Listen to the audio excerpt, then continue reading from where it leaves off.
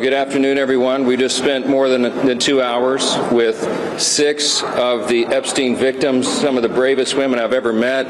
They're very courageous.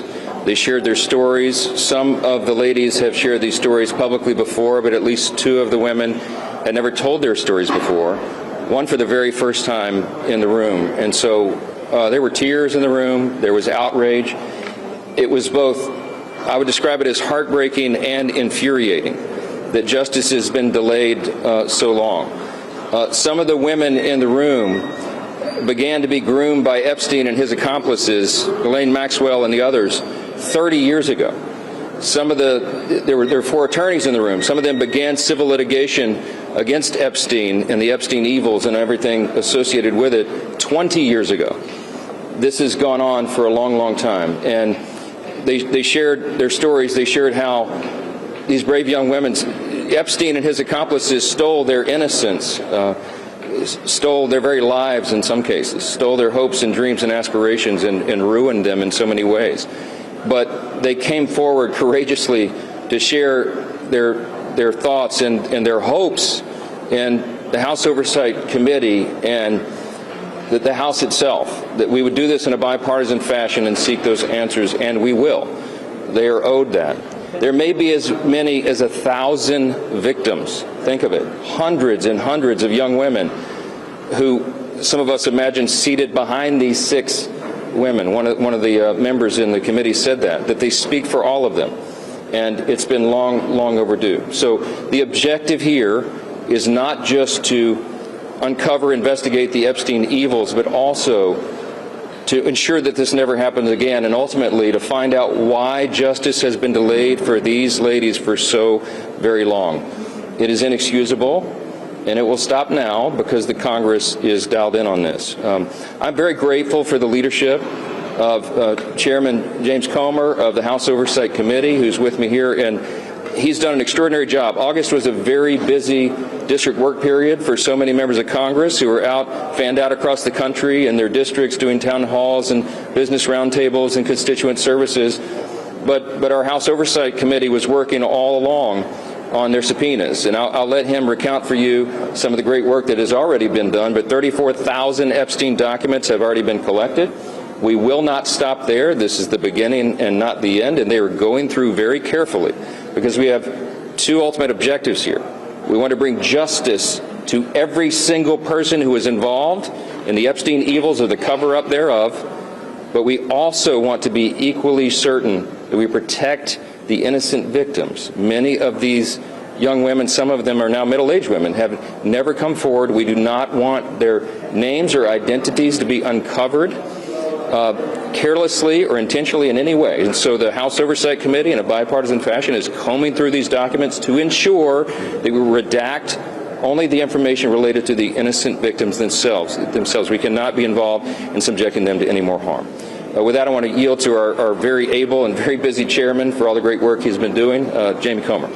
Well, thank you, Mr. Speaker. I'll just give a quick update. I think everyone knows who all we've subpoenaed thus far in the initial batch.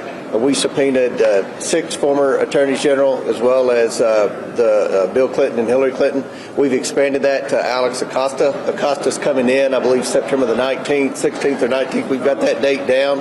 I know that we'll have a lot of questions for him with respect to an earlier Epstein prosecution that he was involved in when he was U.S. Attorney. We have the documents, the initial batch that had been sent by the White House. As you know, we also subpoenaed Pam Bondi for those documents. The White House is working with us. I want to publicly thank the White House for turning over so many documents thus far.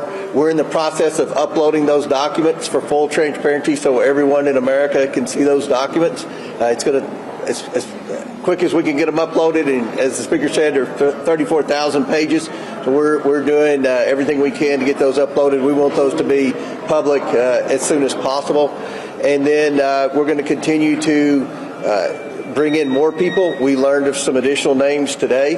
We're going to do everything we can to give the American public the transparency they seek, as well as provide accountability in memory of the victims who have already passed away, as well as those that were in the room and many others who haven't come forward. So we're sincere about this. This was a 2.5-hour discussion. It was as bipartisan as anything I've seen in the 9 years I've been here.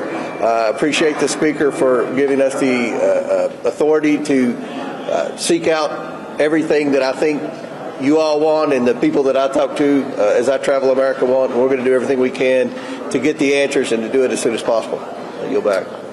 Question or two, Manu? Go ahead. The President has repeatedly referred to this as the Epstein hoax. You just were talking to these victims. Is it a hoax? I'm not sure what that comment refers to, but I've spoken to the President myself about this many times, and he is as insistent as we are. He is the most transparent president in memory, probably in the history of the country. As you know, he stops. If he were here now, he would stand here and take your questions endlessly. That's his mindset, and he wants the American people to have information so they can draw their own conclusions. I've talked with him about this very subject myself, so I can tell you that is his heart. Now, he also, just as we do, is insistent that we protect the innocent victims, and that's what this has been about.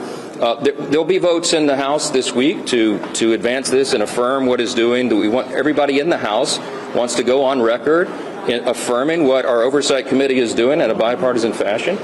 There's a discharge petition that is pending, and the reason that I was not comfortable with that and still am not comfortable with the discharge petition is because it was inartfully drafted. It does not adequately protect the innocent victims, and that is a critical component of this. So the work is being done. The Department of Justice and the administration are in full compliance with every congressional subpoena. In fact, they're moving it quickly. And so the American people are owed this information, and the expectation is it will come out soon. So. Can you specify what exactly in the NAFI and kind of discharge petition doesn't protect survivors? Yeah, look, it was inartfully drafted, okay? They cite, for example, a code article that is supposedly to protect child sex acts, okay? These are legal term of arts, but they cite the wrong U.S. Code provision, so it doesn't actually have any force of law. They don't actually have adequate protections for whistleblowers. We want to encourage whistleblowers in an investigation like this, and there are standards and practices and procedures that are used in federal prosecutions and investigations and here in Congress that are not adequately stated in the discharge petition. I think the petition itself is effectively a moot point now because all of this is happening. What the House Oversight Committee is doing, what they are actually gathering, is everything that was requested in the discharge petition, plus even more. And it actually has the force of subpoena, the effect and force of law, which is why it's actually happening right now, where the discharge petition does not lead to that. So it's not a lawmaking exercise. It's superfluous at this point, and I think we're achieving the desired end here. Yes, sir. Resolution that would force the Attorney General body to release more files? Well, just the resolution that you have coming up. we have a subpoena which must be supplied, must be enforced. And that does have the effect of law, so it's even more effective than a vote on the floor. I mean, we have subpoena authority, and it is being used aggressively here, and we promised to those victims that we would continue that. They are heartened, I think, by the attention that has been given in this Congress that has not been there for many years, obviously. And I would say this, and I don't want to overstate it, my friend Jamie Comer, but I would say Republicans and Democrats in the room were dumbfounded at some points about why some of this has not been disclosed further and in greater detail. And you have the right people on it now, and we're on it. It's overdue. Go ahead. Sorry. And I also want to add, we've subpoenaed the estate, the Epstein estate, for everything too. So we're pushing forward. When I say that the oversight, all those documents. He'll release them. Yes, the intention is to get them out for public release. And when I say that the Oversight Committee's work goes further than the discharge petition, that's a great example. The discharge petition doesn't mention subpoena or gathering information or documents from the Epstein estate. So there are other things that this committee, with its expertise and all of its lawyers and all the work, will be able to gather that wasn't even anticipated in this other pending measure. So there are some that you Plan to wait a government shutdown and what's the plan? Oh, you want to talk about that now? Okay. Look, we're working through the appropriations process. We have been in good faith. As you know, we passed a few of these bills off the floor already, and the Senate has done some work. They passed a few and a little minibus. we've got to get these two chambers together. Of course, we have the end of the fiscal year comes up, the end of this month, and no one desires a government shutdown. So we'll be working in earnest over the next few days and next couple of weeks to ensure that doesn't happen. Stay tuned for the details. As you know, everyone was out on the district work period, and now they've all just gathered, and so there'll be a tsunami of activity here for the next. We'll have some sleepless nights wrapping it all up and getting it done. But I'm very optimistic we can avoid a shutdown, and it's going to require leaders on both sides of the aisle to come together and do that. And I'm certainly hopeful that we can and do it in a responsible manner. But Mr. Speaker, there are some in your own party, Thomas Massey is one of them, who have said that by delaying a vote, resisting a floor vote on the Epstein documents, that you are protecting the president. What do you say to that? Well, I think that's obvious nonsense. We are demonstrating here that this is being done, but I'm going to emphasize again, it has to be done in the right way. I spoke with these 6 brave women who were here about our intention on that, and they were so grateful. I think they will tell you themselves, those who are willing to come forward to speak publicly, that they will say they want to be very careful. Not all the victims. In fact, the vast majority of ladies and women and young women who are subjected to these unspeakable crimes, I mean unspeakable crimes, some of the things we heard today, have chosen not to come forward for obvious reasons. So we have to very carefully guard their identities. We cannot be haphazard about this. And that's the only thing that has had, if there's any delay at all, that's what the intention is. And I think you'll see that's the effect. The American people will get the information they've desired.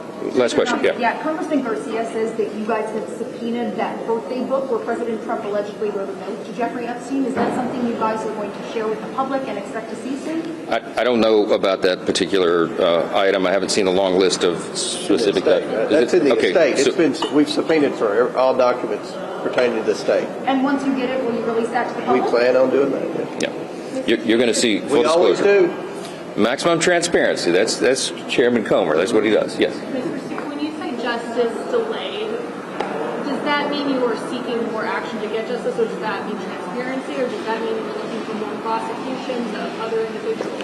I think we follow the truth where it leads. I think that's the responsibility of Congress. I think we owe that to the victims. And if there are further prosecutions, then they need to be brought. No stone unturned. I mean, that's the commitment, and it's bipartisan. And I'm heartened that members of Congress are willing to work together on that. So, and look, I will say this again. I'm going to emphasize this is full participation of the administration and the White House. The president has the same desire, so long as we're protecting the innocent victims. So there'll be a lot more on this in the coming days. So thank you all for the time. We appreciate it. Yeah, thanks. Mr. Coleman, do you have a better timeline on releasing?